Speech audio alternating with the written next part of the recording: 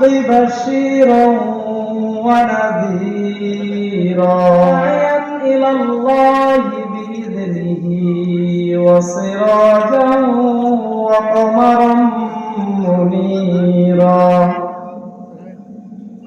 أما بعد فأعوذ بالله من الشيطان الرجيم اقرأ باسم ربك الذي خلق خلق الإنسان من علق اقرأ وربك الأكرم صدق الله مولانا العظيم وقال رسول الله صلى الله عليه وسلم طلب العلم فريضة على كل مسلم أو كما قال عليه الصلاة والسلام اقرأ وارتق ورتل كما كنت ترتل في الدنيا فإن منزلك عند آخر آية تقرأها कौन का मुख्तार खुदा तुमको बनाया कौन का मुख्तार खुदा तुमको बनाया उम्मत की निगहबान खुदा तुमको बनाया उम्मत की निगहबान खुदा तुमको बनाया আলহামদুলিল্লাহ অধ্যকার আয়োজিত জামিয়া ইসলামিয়া বাড়িয়া নুরানি হাফিজিয়া মাদ্রাসার ষষ্ঠ বার্ষিক ইসলামী মহাসম্মেলনের সম্মানিত প্রধান অতিথি সভাপতি বাংলাদেশের আনাচে কানাচে থেকে আগত বিশিষ্ট বুজুর্গানে দিন এবং সম্মানিত এলাকাবাসী সকলকে জানাচ্ছি আমার পক্ষ থেকে আন্তরিক শুভেচ্ছা ও অভিনন্দন। আলহামদুলিল্লাহ, আজকের যে মাহফিলের আয়োজন করা হয়েছে এই মাহফিলের একটি গুরুত্বপূর্ণ উদ্দেশ্য রয়েছে। সেই গুরুত্বপূর্ণ উদ্দেশ্য হচ্ছে এই মাদ্রাসায় কোরআন হাদিস মাসাইলগুলোর শিক্ষা দেওয়া হয়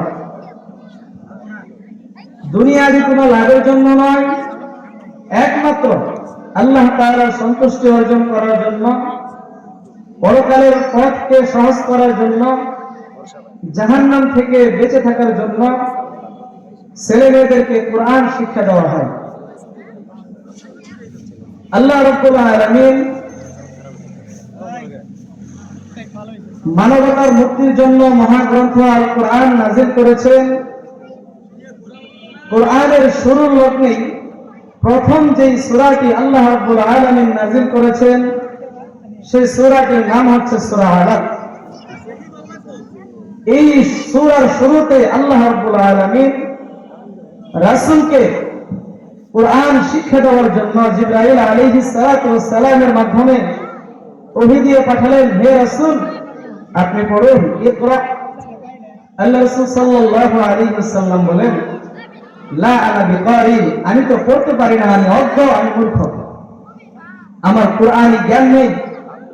আল্লাহ রাসূল সাল্লাল্লাহু আলাইহি ওয়াসাল্লামকে জিবরাইল আমিন বুকের ভিতর ধরে এত জোরে চাপ দিলেন, আল্লাহ রাসূল বলেন আমার এই পরিমাণ কষ্ট হলো মনে হয় আমার জীবন বায়ু বের হয়ে যাবে।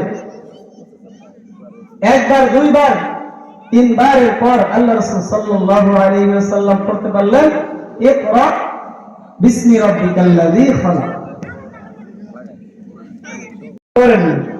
এই জন্যই মুহতারাম হাজিরিন, প্রিয় এলাকাবাসী, আমাদের যে মাদ্রাসা প্রতিষ্ঠিত হয়েছে কোরআন হাদিস শিক্ষা দেওয়ার জন্য, আমরা সর্বদাই সচেষ্ট থাকব যেন আমরা আমাদের সন্তানদের প্রাথমিক শিক্ষাটা এই মাদ্রাসা থেকে নিয়ে তারপর আমরা দুনিয়াবী শিক্ষা দিতে পারি ইনশাআল্লাহ।